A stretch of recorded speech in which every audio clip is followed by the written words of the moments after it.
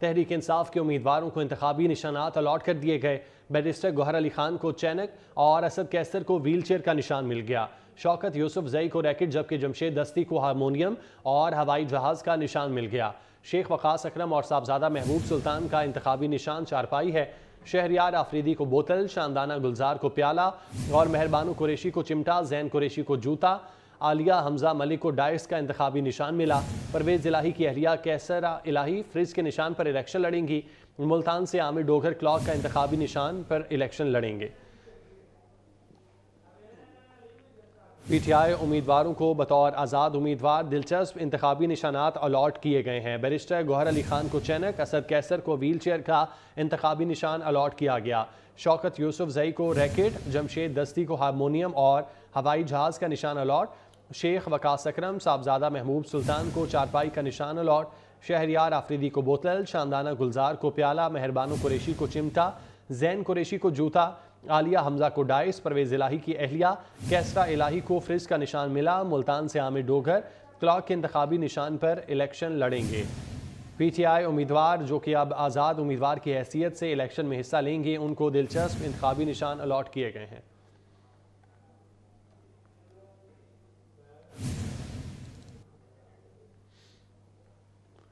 कराची में कौमी असम्बली की 22 और सूबाई असम्बली की 47 नशिस्तों के उम्मीदवारों की हतमी फहरिस्त जारी। कराची में कौमी और सूबाई असम्बली के लिए मुख्तलिफ जमातों और आज़ाद मजमूई तौर पर 2037 उम्मीदवार किस्मत आजमाएंगे। कौमी असम्बली की 22 नशिस्तों पर 584 उम्मीदवार मैदान में हैं, जबकि सिंध असम्बली की 47 नशिस्तों पर 1453 उम्मीदवार इलेक्शन लड़ेंगे। रिटर्निंग अफसरान ने उम्मीदवारों की हतमी फहरिस्त जारी कर दी है। कराची में कौमी असम्बली की 22 और सूबाई असम्बली की 47 नशिस्तों के उम्मीदवारों की हतमी फहरिस्त जारी कर दी गई। मजमूई तौर पर 2037 उम्मीदवार किस्मत आजमाएंगे। कौमी असम्बली की 22 नशिस्तों पर 584 उम्मीदवार मैदान में हैं, जबकि सिंध असम्बली की 47 नशिस्तों पर 1453 उम्मीदवार इलेक्शन लड़ेंगे।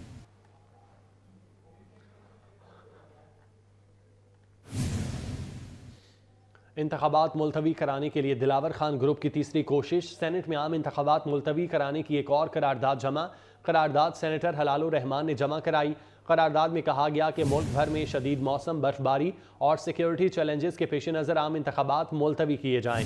ये तीसरी करारदाद है जो कि सेनेट में जमा कराई गई है। इससे पहले एक करारदाद मंजूर भी हो चुकी है। तीसरी कोशिश की गई है सेनेट में आम इंतखाबात मुलतवी कराने के लिए, और ये एक और करारदाद सेनेटर हलालुर रहमान की जानिब से जमा कराई गई है।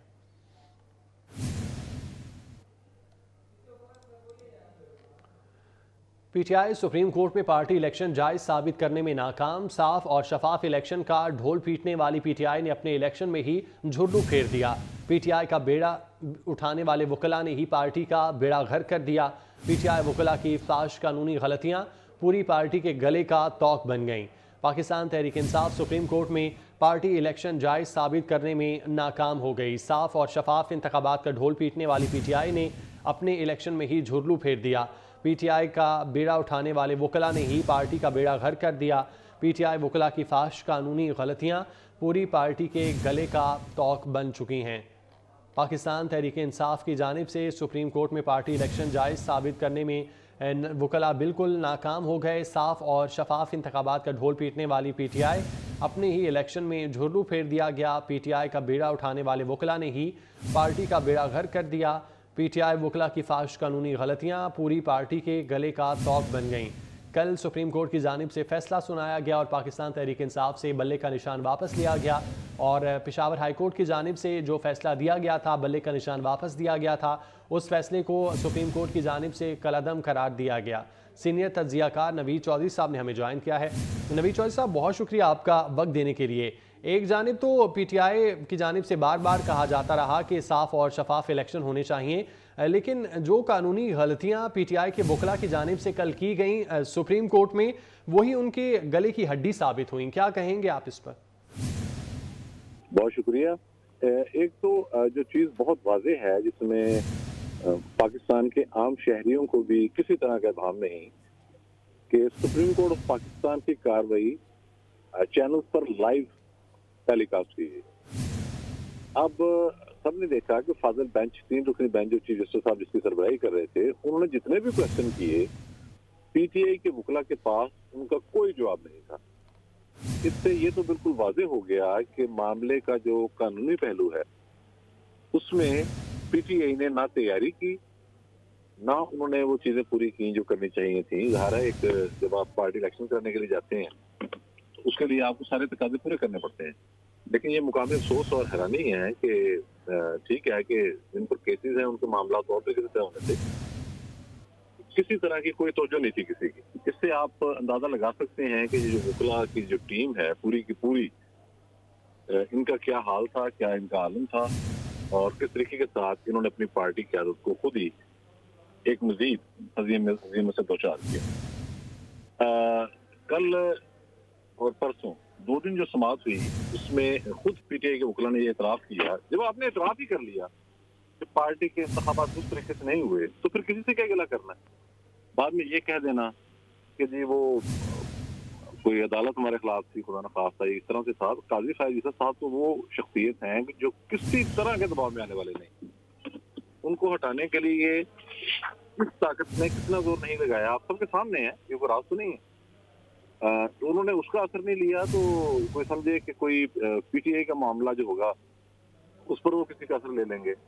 मैंने पहले भी अर्ज किया था और आज भी अर्ज कर रहा हूँ कि जस्टिस काजी फायज साहब शख्सियात में से हैं जो काबिलियत और उसके साथ बहादुरी की उस सतह पर पहुंच चुके हैं कि अगर वो देखते कि ये मामला कानून के मुताबिक है तो जो कुछ मर्जी हो उन्होंने फैसला कानून को आगे रखे करना है। उन्हें किसी तरह का नजरिया जरूरत, किसी तरह का दबाव सवाल पैदा नहीं होता कि उन पर असर। और लाइव टेलीकास्ट होने की वजह से ये चीज बिल्कुल वाज़ेह हो गई कि पीटीआई की जो वकला टीम थी उन्होंने अपनी क़यादत को गलत मशवरे दिए। ये पॉलिटिकली वैसे ही भी इमेच्योर लोग हैं, ऐसा हाल नहीं। तो ये सारी की सारी सूरत हाल अगर आप ये कहें कि ये पुरुष कैसी साबित हो अपनी पार्टी के लिए तो ये बेजाना होगा। इन्होंने अपना लश्कर खुद ही कुचल दिया। ठीक है नवीद चौधरी साहब, साथ ही रहिएगा। सीनियर तज्जियाकार सलीम बुखारी साहब ने भी हमें ज्वाइन किया है। बुखारी साहब, पिछले 2 रोज़ जो सुप्रीम कोर्ट में समाअतें हुई उनमें हमने देखा कि पाकिस्तान तहरीक इंसाफ के वकला कुछ भी साबित करने में कामयाब नहीं हो सके थे। सुप्रीम कोर्ट की जानिब से कोई भी डॉक्यूमेंट मांगा जाता तो उनके पास मौजूद नहीं था, जबकि फैसले के बाद भी हमने देखा कि मीडिया टॉक में वही गुरूर, वही तकब्बुर नजर आया। आखिर ये जो गुरूर और तकब्बुर है वो सुप्रीम कोर्ट की समाअत के दौरान कहाँ गायब हो जाता है? वहां पे तो कुछ भी उनके पास होता नहीं, कुछ भी साबित करने में कामयाब होते नहीं है। देखिए, पीटीआई वालों का मसला ये है कि उनको अदालतों से सहूलतकारी की आदत है, लिहाजा वो तो ये सुनने के लिए तैयार ही नहीं कि वो जो चाहते हो वो काम ना हो। लिहाजा जो कुछ कल सुप्रीम कोर्ट में हुआ उससे 2-3 बातें बिल्कुल वाज़ेह हो गई हैं। एक तो ये कि जो उनकी वकला की टीम थी उनके पास कोई केस ही नहीं था, उनके पास बिल्कुल कोई केस नहीं था, कोई आर्गूमेंट नहीं था। इसलिए बार बार चीफ जस्टिस ने उनको इस बावर कराने की कोशिश की कि आपके पास अगर कोई डॉक्यूमेंट्स हैं, कोई सबूत है, कोई आपके पास वैलिड आर्गूमेंट है तो वो हमें बताएं। तो कल एक तो एक्सपोज हो गई जो उनकी वकला की टीम है कि वो अकल से भी पैदल है और उनके पास कोई आर्गूमेंट भी नहीं है। दूसरा, जैसा मैंने कहा कि उनको आदत है कि अदालतों के पास वो जो भी मसला लेके जाते थे उनको पजीराई मिलती थी। पेशावर हाई कोर्ट का रवैया अभी तक भी वही है। आपने देखा कि एक ऐसा केस जो ऑलरेडी लाहौर में डबल बेंच के सामने था, उसके अगेंस्ट उन्होंने पिटीशन एंटरटेन करके और उसके ऊपर उनके हक में फैसला भी दे दिया। तो ये सब कुछ जो है ये अब वो चूंकि मुमकिन नहीं रहा। और सबसे बड़ी बात यह है कि काजी फायज ईसा ने ये कोई अंदरूने खाना चैम्बर में बैठ के कोई फैसला नहीं किया, पूरी प्रोसीडिंग जो है वो उन्होंने दिखाई हैं। और मैं समझता हूं कि अब कोई उंगली नहीं उठा सकता कि प्रोसीडिंग में कोई गलती थी। और ये तो खुद उनके वकला भी मान रहे हैं अब कि जो टेक्निकली और कानूनी एतबार से ये केस बहुत वैलिड था। तो इसलिए मेरे ख्याल से अब उनको सब्र आ जाना चाहिए कि जो भी फैसला आया है ये बिल्कुल मेरिट्स के ऊपर है, कानून की एंड रू के मुताबिक है। अब देखना यह है कि आगे उनका लाया अमल क्या है। वो कह रहे हैं कि हम सुप्रीम कोर्ट में जाएंगे, लेकिन सुप्रीम कोर्ट में उनके पास कोई केस नहीं है। तो अब देखना वही है जैसा मैंने पहले कहा कि अब क्योंकि इलेक्शन में टाइम बहुत कम रह गया है और उनके पास भी वक्त बहुत कम है कि वो कोई ऐसी स्ट्रेटजी बना सके जिससे उनको इलेक्शन के अंदर कोई एडवांटेज मिल सके, तो they have a weak case. ठीक है, सलीम बुखारी साहब बहुत शुक्रिया आपका। नवीद चौधरी साहब हमारे साथ मौजूद थे, आपका भी बहुत शुक्रिया।